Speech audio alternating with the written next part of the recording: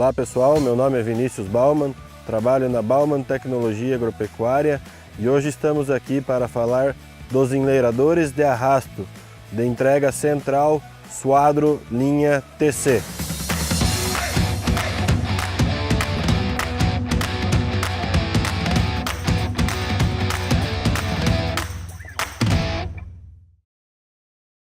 As instruções contidas aqui nesse vídeo, pessoal, são simplesmente para instrução, certo?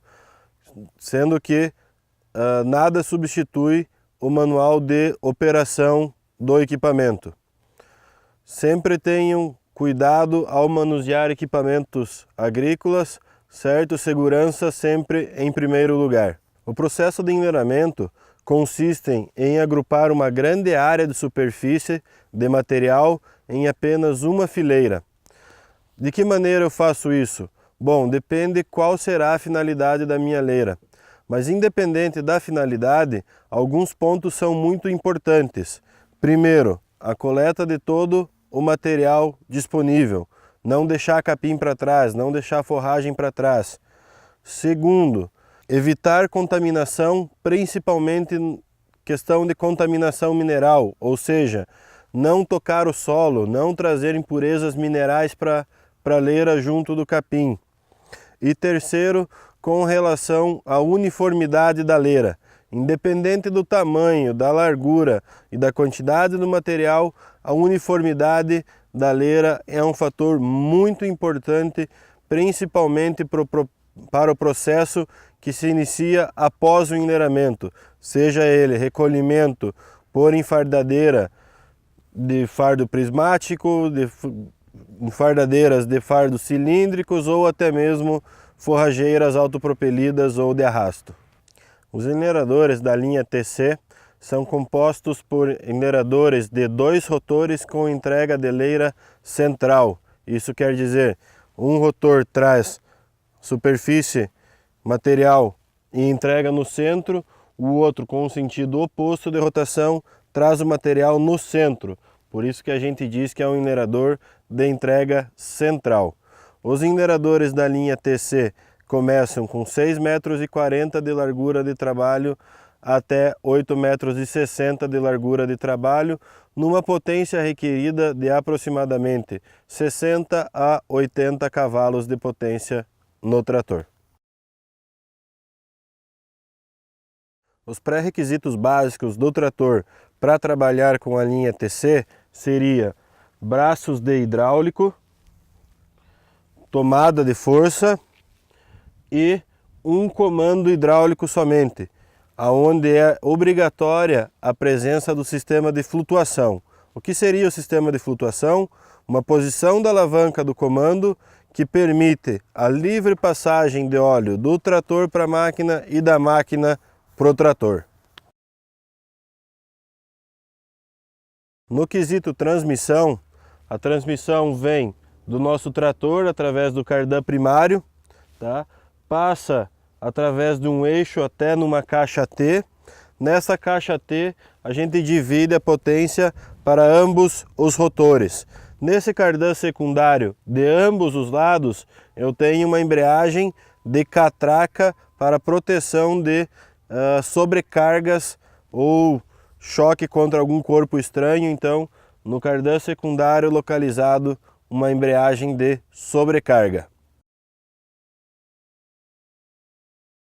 Com relação aos rotores da minha máquina, então, primeiramente tem um cilindro hidráulico, um para cada lado, um para cada rotor, responsável por fazer o erguimento até posição de transporte, posição de trabalho ou então posição de manobra, aonde o braço encosta nesse batente.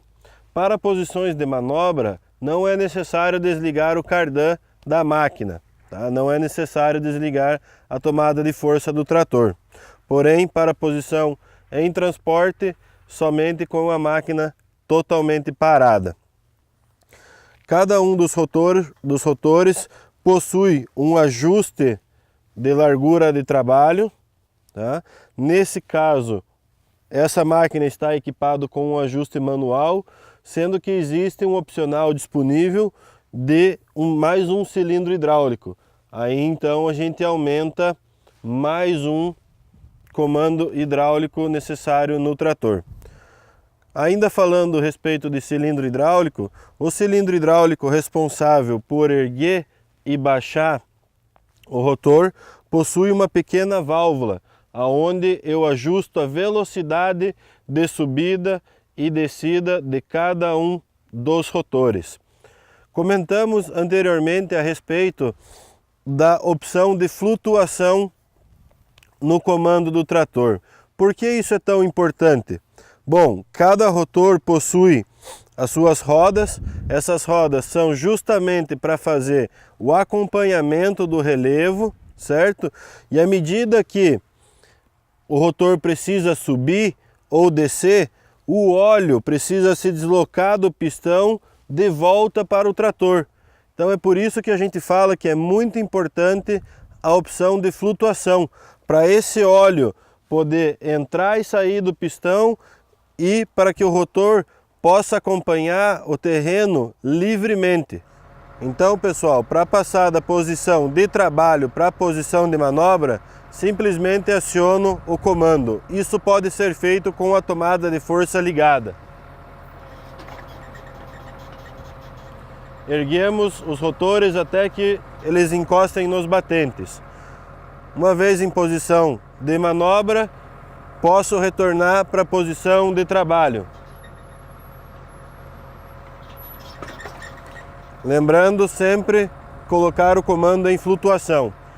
Para a posição de transporte, o operador puxa a corda levantando os batentes.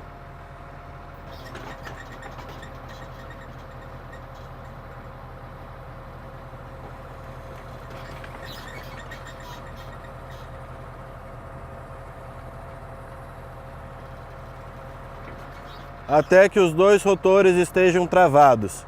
Para abrir novamente para a posição de trabalho, puxamos a corda para destravar os ganchos e acionamos o comando em modo de flutuação. Aí temos o nosso equipamento em posição de trabalho. Então, pessoal, para que eu possa trabalhar com a minha máquina, eu tenho que engatar ela da maneira correta ao trator. O primeiro ponto a ser observado diz respeito ao cardan, certo? Esse cardan, ele é dotado de uma homocinética que permite curvas em ângulos fortes sem desligar a tomada de força. Porém, existe uma posição correta para que eu monte este cardan. A homocinética, no caso dos enleradores, vai do lado do equipamento e não acoplada ao trator. Então a homocinética sempre junto do equipamento. Além do cardan, devemos também observar a posição dos braços hidráulicos. Os braços hidráulicos devem estar na posição paralela, sempre na mesma altura, certo? Qual seria a altura correta de trabalho dos meus braços hidráulicos? Existem algumas regrinhas para facilitar a nossa vida. Uma delas seria, imagine que o pé da máquina, o pé de estacionamento da máquina está abaixado. É mais ou menos a altura que eu preciso nos braços hidráulicos. Outra dica seria com relação à posição da máquina.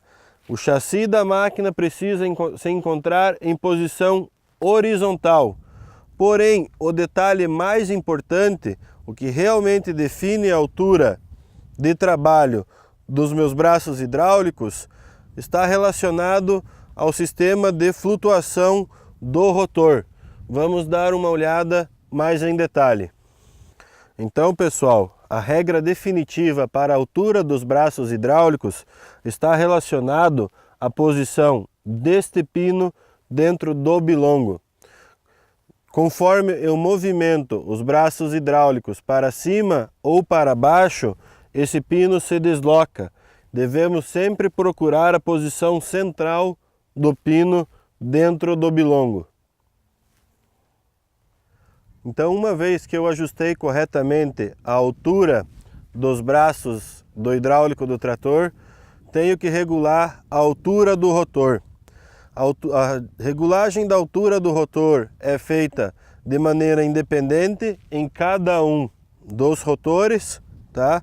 Através dessa manivela aqui, né? Então, para um lado ou para o outro, eu subo ou abaixo o rotor.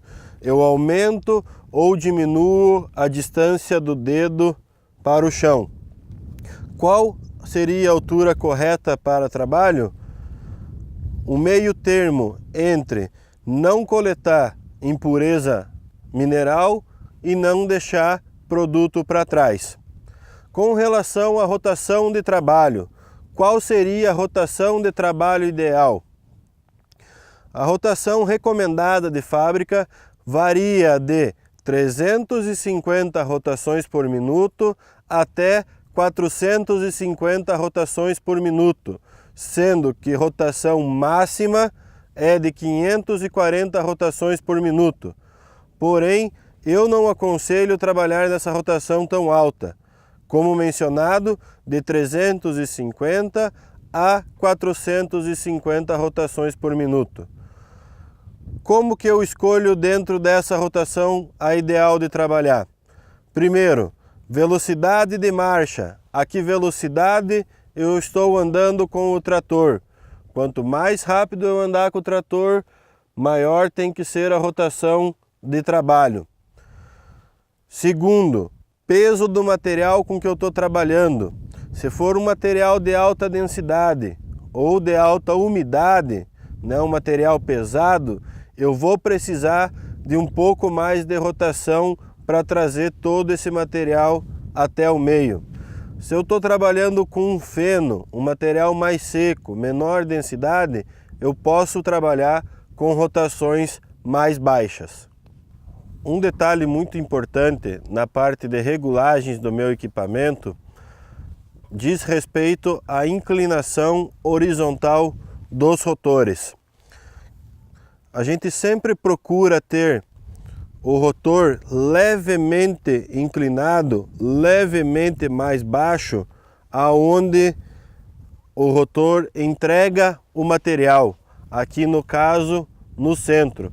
Então, a gente procura regular esse alinhamento horizontal de maneira que a parte de fora dos rotores fique um pouco mais alta do que a parte de dentro, em torno de 1,5 cm a 2 centímetros mais alto na parte de fora do que na parte de dentro.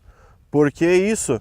Bom, o rotor ele começa a acumular material aqui na parte de fora e à medida que ele vem acumulando material, a tendência do dedo é subir. Se o dedo sobe, aumenta a distância entre o dedo e o solo. Então, quanto mais perto do meio, mais material, mais para trás vem esse dedo e maior é essa distância com o solo. Por isso procuramos sempre deixar os rotores um pouco inclinados, alinhando então os rotores de maneira que o centro esteja 1,5 cm ou 2 mais baixo do que as pontas externas. Então, conforme o rotor vai girando e vai acumulando o produto na parte da frente do dedo, a tendência é que o dedo ceda para trás.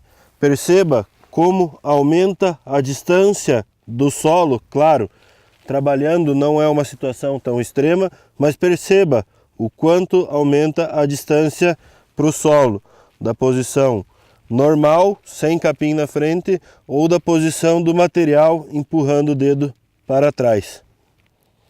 Para fazer a regulagem horizontal desse rotor, eu vou utilizar os eixos de cada um dos pneus traseiros do rotor. Esses eixos são eixos excêntricos, aonde, frouxando a porca, eu consigo girar ele para a direita ou para a esquerda, fazendo com que o rotor suba ou desça. Então, através desse eixo, eu consigo obter essa diferença de 1,5 cm ou 2 centímetros a mais na parte de fora do que na parte de dentro. Caso a regulagem do eixo não seja necessária, conto ainda com múltiplos furos para a regulagem da altura. No quesito manutenção, pessoal, começamos pelo mais básico, que seria a pressão dos pneus de transporte e dos pneus de cada um do rotor. Tá? A pressão certa para cada medida de pneu está escrita no manual de operação. Segundo ponto, em relação à manutenção, seria a lubrificação do cardan primário com uma tensão especial, um foco especial na junta homocinética, os cardãs secundários de cada um dos rotores nos dois lados e na embreagem de catraca que fica localizada junto à caixa T. Além da parte de lubrificação, desses pontos de lubrificação, também devo me atentar quanto à troca de óleo da caixa T. O óleo recomendado e o intervalo de manutenção estão descritos no manual do operador. Se por algum motivo, alguma colisão, algum acidente, algum dos braços do enlerador vier a entortar, ficar mais para cima, mais para baixo, ou seja, fora de posição, recomendamos não tirar o braço nos pinos elásticos. Para que você remova o braço, simplesmente remova os 2 parafusos dos mancais, afrouxe os parafusos vizinhos e retire o braço. Então não é preciso desmontar todo o rotor para retirar o braço. Tá? Depois de substituir ou de endireitar esse braço, quando retornar ele ao rotor, certifique-se que está ocorrendo o correto encaixe da parte central da ponta do braço com a pista de movimento dos braços. Se durante a operação você notar um pequeno vazamento de lubrificante abaixo da caixa do rotor, o nível de lubrificante pode ser verificado através dessa tampa vermelha. O tipo de lubrificante utilizado está no manual de operação do equipamento. Trata-se de uma graxa GFO 35, uma graxa bem líquida, aqui dentro desse rotor. Então, pessoal, enleradores Suadro, 2 rotores, entrega central. Tá? Antes de colocar a minha máquina para trabalhar, então, a altura do hidráulico, tá?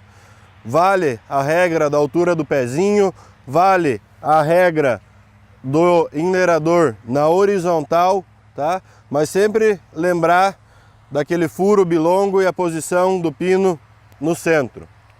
Tá? Rotação de trabalho, então, 350 a 450 rotações por minuto. Tudo vai depender da condição de terreno, da condição de material e da velocidade de marcha do trator. Nosso objetivo é sempre juntar todo o material e formar uma leira o mais uniforme possível. Tá? Lembrando ainda, temos ajuste de largura de trabalho, ou manual ou hidráulica, tá? E o ajuste independente de cada um dos rotores, né, a distância do dedo para o chão. Lembrando sempre evitar a contaminação mineral, certo? Muito importante também atentar quanto à calibragem correta dos pneus dos rotores. Lembrando sempre então, pessoal, posição de manobra aí, posso ficar com a tomada de força ligada, tá? Voltei na posição de trabalho, não esquecer do comando na posição de flutuação, muito importante aí para o acompanhamento certo do terreno.